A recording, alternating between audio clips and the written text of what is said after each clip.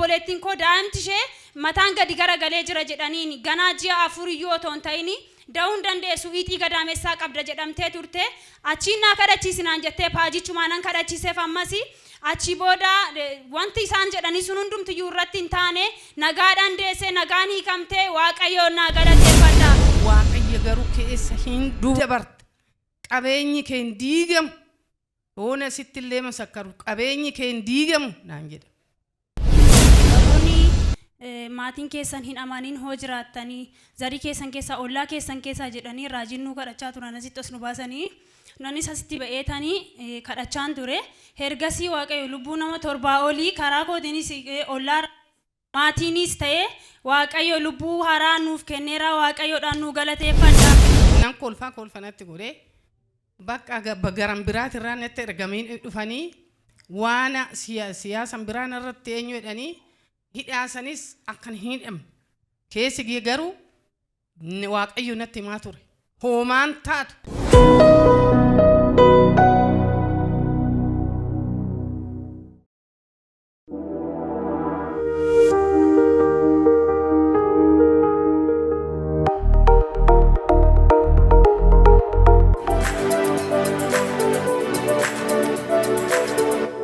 waaqayyo lafa kanatti maal siif godhee maal lugaa baataa? Jalqaba isuma hundumaa danda'u waaqayyoodhaaf galanni haa ta'u hundumti keessan yuumee al takka waaqayyoodhaan ililleedhaan cacabaadha waaqayyoodhaan nu galateeffadha. Oolchuu waaqayyoo lafa kana jira. Haleluuyaa. Waaqayyoo lafa kanatti wanta baay'ee naa godhe garuu isaan keessaa muraasaan dubbadha. Isaan keessaas jalqaba warroonni maatiin keessan hin amanin hoo jiraattanii zarii keessan keessa ollaa keessan keessa jedhanii raajinnuu kadhachaa turan asitti os nu baasanii nanis asitti ba'eetanii kadhachaan ture hergasii waaqayyo lubbuu nama 7 olii karaa kootiinis ollaa maatiinis ta'e waaqayyo lubbuu haraa nuuf kenneera waaqayyoodhaan nu galateeffadha. Galanni isaaf haa ta'u. Baay'ee warroota naan morman turanii baay'ee namoota ganamas galgalas roobis sanbatas yeroo hundumaa charchuma deddeebitaati charchuma deemta warroota naan jedhan warroota karaa amantii kan kiyyaa kanaan naan morman baay'ee waaqayyo booji'ee ofitti hammateera waaqayyoodhaan naa galateeffadha. Isatti aanuudhaan immoo paajii fudhadheen asitti kadhachiifachaan ture guyyaa roobiti guyyaan kunis paajii fudheen abbaa manaa kootis dhukkubsatanii na bira ciisaa turanii obboleettiin koos immoo naa kadhachiisinaan jetteen erguma tokkottan paajicha fudhadhee as ba'ee gaafa nas ba'uu maal taate naan jedhan raajiini abbaa manaa kootis dhukkubsatanii na bira jiru jedheeniin waan hundumaa isaaniitti mee achi booda raajiinis fayyaniiru amantii qabu naan jennaan hin qabanin jedheeni garuu harki waaqayyoo sa'aatii kanarra haadha qoodhanii isaanis naaf hin kadhatanii abbaa manaa kootis haala gaariidhaan amma fayyee qulqullaa'ee namumti waaqayyoon hin jaallanne namumti maqaa isaa waamuu hin jaallanne namumti maqaa isaa yoo mana keessatti waamu gungumu nama masgiida qabudha nama waan hundumatti iyyuu bakka waaqayyoon hin jaallanneedha namoonni beekanillee jiraachuu malu as keessaa innumtiyyuu har'a gaafuma dhukkubsate gaafuma rakkatu saniyyuu harka akkan irra kaa'uun barbaadu ture zayita asii kana harkaa hin qaba. Achi na dide guyyaa tokko gaafa na diduu fincaansaa kun ba'uu dide kaateetaraa fayyadama ture guyyaa sana fincaanumti isaa sun bokokeetti ol deebi'ee harkuma dide sanan zayita irra kaa'ee siin kadhadhe naan na dide obboleewwan koo as keessa jiru namoonni isaan beekanii harka koo gaafan irra kaa'uu fi fincaanichi akka of qabuu dadhabutti soofaa irra taa'u irratti keessaa dhangala'ee waaqayyoon naa galateeffadha. Isattaan sudhaan immoo obboleettiin koo daa'imtishee mataan gadi garagalee jira jedhaniin ganaa ji'a afuriyyoo toon ta'ini da'uun dandeessu iixii gadaamessaa qabda jedhamtee turte achiin naa kadhachiisinaan jettee paajichumaanan kadhachiiseef ammasi achi booda wanti isaan jedhanii sun hundumtiyyuu irratti hin taane nagaadhaan deessee nagaan hiikamtee waaqayyoon naa galateeffadha. Dhugabaatii koo gaggabaabsuudhaafan daddafee dubbachaa jira. Isattaan suudhaaf immoo dheengadda gaafa qidaamee gara biyyaa deemeen ture. Otoon hin deemin dura garuu torbee har'aa waaqayyo lafuma isin dhaabbattanittiyuu waaqayyo qoricha isin godha sababii keessa namoonni baay'een hin oolu jedhee dubbachaa ture as lafa kanatti roobii galgala jechuudha. Wantoota baay'ee dubbachaa ture isaan keessaa garuu isa kana nan yaadadha. Maaliif jennaani waatu narra ga'e sababa waan narra ga'e sanii fayyaadachuu danda'e. Achiin gaafa qidaamee gara biyyaa nan deeme Walanciitii asii gaafa nasii gadi deemu naguma nan deemee galgala sa'aatii 10tti as pirogiraamii wayii waan qabuufi naariifachiisee bakka afurri waaqayyo na muddaa ture na sardaa ture keessa kootii jechuudha sa'aatii 9 gaafa ta'u bakka baay'ee na muddaa ture yeroo manaa boos immoo kadhadhee manaa ba'e macaafa faarfannaa 17:8 irratti akka agartuu ija keetti na eegi bobaa kee jalattis na golboobi kan jedhuun yeroon kadhadhu dubbifadhee macaafa qulqulluu kadhadhee manaa ba'e gaafa nachi ol dhufu makiinaan nutti as deemaa jira ture makiinaan suni garuu tartiibaan baay'ee ture as naannoo kurfaa kanattidha namoonni baay'een arguu dandeessanii balaa sana nuti garuu maasaa keessa deemnetu makiinaa san bira darbine nuyi bira darbu makiinaan gara makiinaa 10 wayiin ta'a baajaajonni baay'eedha namoonni lubbuu 8 oltu ba'ee mammadaa ampaayedha kana keessa garuu waaqayyo na oolche sababbii kootu fuyyuu namoota baay'ee oolche waaqayyo na galateeffadha yoo dandeessan ol kaati waaqayyo na galateeffadha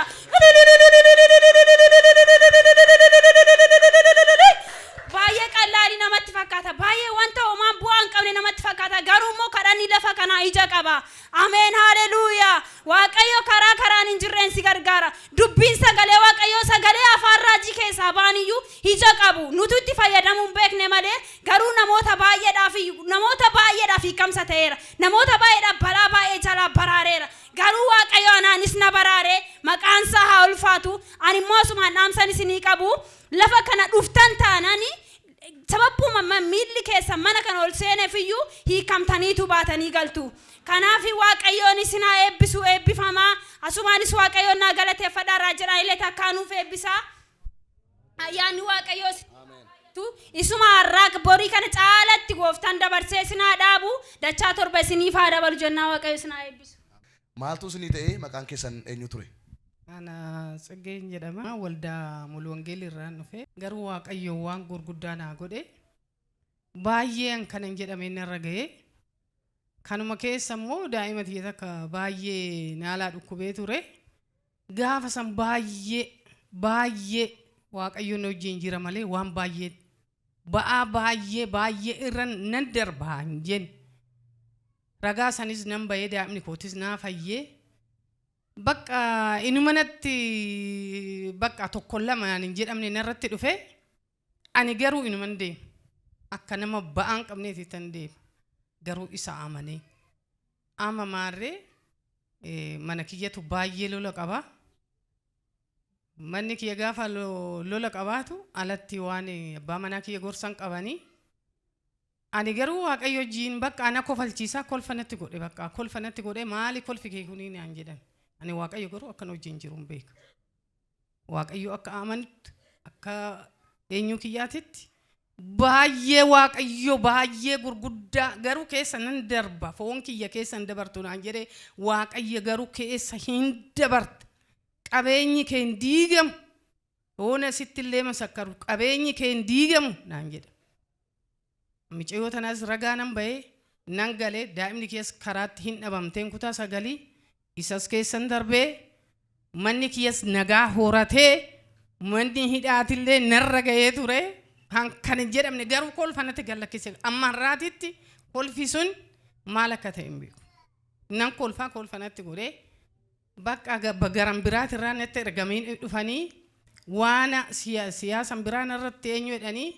hidhaasanis akkan hin hidhamne keessi garuu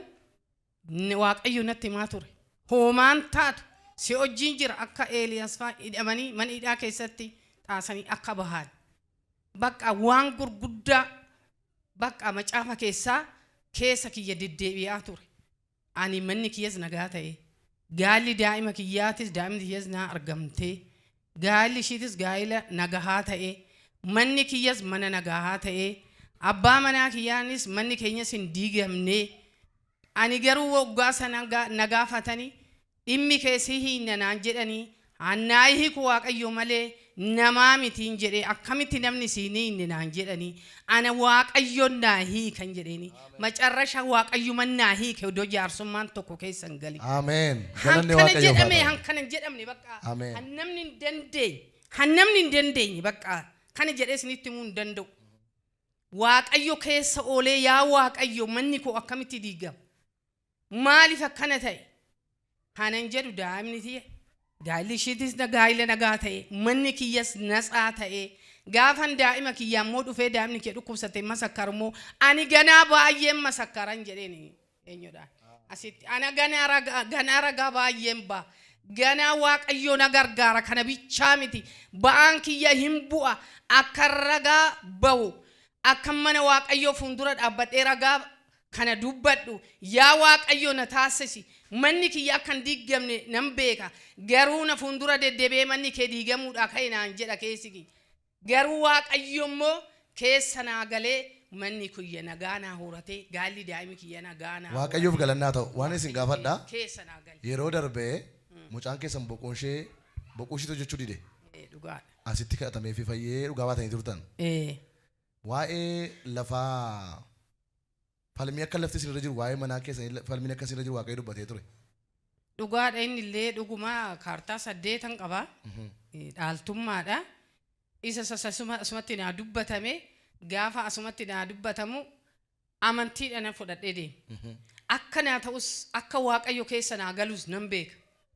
amma maarree lafni sun hin gurguramu hin qotamu hin fayyadamu gaaftaanitti achumaa bilbilanii lafa kee wayin hin gurgurattu wayin qixxeen kennattu naan jedhan ameen naan jedhanii lafa san gazzabattan lawwaxadhee mana kiyyas eelli muradheera waaqayyoof galannaa ta'u waaqayyootu kana godhe bolota galanni isaaf haa ta'u maazarii kanaaf waaqayyo yeroo baay'ee hojjetaaf akkamitti akka isaan ta'an hin beeku dhugaa dubbachuuf tana akkamitti akka isaan ta'an hin beekan isaan iyyuu maal jedhu dubbadheen fixuu jedhu akkaataa isaa yeroo baay'ee hojjetaaf na yaadadhaa waa'ee lafa falmii kana waaqayyo kaasaa ture asii achi dhalata dobiyyaatiif asii kaasaa ture dhugaadha jedhanii bataa turan na dhowwatanii jechaa turtan miti siif deebi'aa salaale keessa siif deebi'aadhame siif deebi'a naan jedhanii dhaquu immoo hin danda'uu bakka sani bakka hin dhaqamne falmaa turanii gahuu immoo bakka baay'ee na falmanii ani garuu kaartaa 8 harkaan qaba gibira harkaan qaba hundumaa ulaagaa isaa hanguute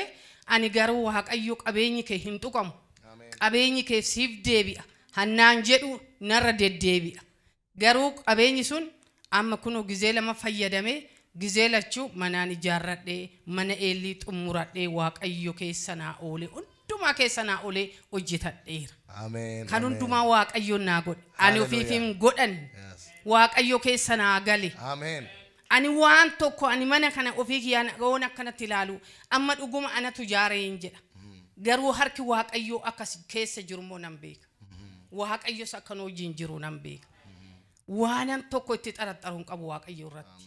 waa baay'ee naa godhe lafa sas diggaamee ufuma isaaniitii bilbilanii koottu lafa keenaan jedhanii horiin kiyyallee tan bade immoo horii 8 namni ni jalaa fudhatee ture waa'ee girrigirrii kana keessa arasiif kenninaa gazzaba keessiif kenninaa adaraa akka nutti lapheen kee nutti hin tamararree naan jedhan ani nama tamarraruu miti ani waaqayyo wajjin nama jiru nama nan isiniif kadhadhu malee ani waan tokko gara waan biraatitti yaadina qabeenya kanallee naa deebisuu dandeechani jennaan qabeenyi kee bara qaba siif deebisnaa si yaalaa jirraa naan jedhan horii 8tu isaan bira jira waaqayyoof galannaa ta'u isaan ani tamarraru waaqayyo wajjin jira agartanii waaqayyo wajjin jira nana mana galanni waaqayyoof haa ta'u mee waa'ee isaaniitiif waaqayyoon galateeffannaa galanni isaaf haa ta'u mucaan keessan isheen boquun ishee hojjechuu didee mana yaalaa geessanii iddoo biraatti dabarsaa isin jedhan waa'ee ishee mee dubbadhaal takka ishiin natsaa taateerti gaa elefeeriidha naan jedhan haara ishiin elefeeriin qabdu maal elefeerii qabdi kan immoo qubna nagara gootanii jedhee garuu waaqayyuma jedhi naan jedhe malee kuni hin jiru amma sititti bokokeera afaan kana laqaqattu afaan kana banachuu hin dandeessu mataa kana hoo cibsin immoo akkanatti suuta jennee cibsina garuu madaan qabdu hiddi ishii qabamee jira fasaashii malee hin kenninaa fi akka juusii minaamina fasaashii malee akka hin kennineef nuun jedhan aara ishiin nagaa qabdiin jedhee ati akkamitti nagaa qabde daa'ima kan ajjeesuu barbaada aara ishiin duutu ganaa nama wangeelatiin jedhee akkamitti erga nama wangeelaa taate achiin hin dhaqxuuree naan jedhe nana faaree ammayyuu nan naqaan jedhee saboodee dhuftan lefeeriin deemtu naan jedhe hin deemuun jedhee takkeetti nama achi keessaa beentedha bakka atuni amantuudha ifayyitiif daa'imni ishiitti amma qoonqooshii kana banadhu jetteeni ilaalte hoolaaltuun dhabame qoonqooshii keessa inni dhabamee yoo dhabamuu bakka hannakattis na qaba akkanas garagaruu san xiqqoo akkana garaquru qabdee xiqqoo ija kanas ol deeffattu macarrashaa akka marfee takkan kennaniiniif keneenii takkan kennaniifi as fideen dhufe nasaa taate asumatti gamte nasaa haleluuyaa nasaa taate waan tokko qoricha isaanii sanis eenyudha xiqqooma fayyadamtee marfee bichaa waraananii ani leefeerii sanis waaqayyo waan daa'ima koo wajjin jiru waaqayyo mana kiyya keessa waan jiru Yesuus Kiristoos mana keessa kiyya keessa gaaf tokko bahee hin beeku ameen mana kiyya keessa jira ameen kadhannaa yoon kadhadhu bakka hirrifatiin isodaatiin ani jira waan naan jedhuuf ittana manaa daa'imni koollee akka waan tokko hin taane nan beeka anillee akka waan taane nan beeka sodaa of keessaa hin qabu waaqayyo na gargaareera na galateeffadha haleluuyaa galanni waaqaaf haa ta'u waaqayyoon kana godhe maqaan isaa eebbifamu bara baraan dhuga baatuu ta'a waaqayyoon isin gammachiise mallee isin haa gammachiisu bara baraan eebbifama waa'ee isaaniif waaqayyoon galateeffanna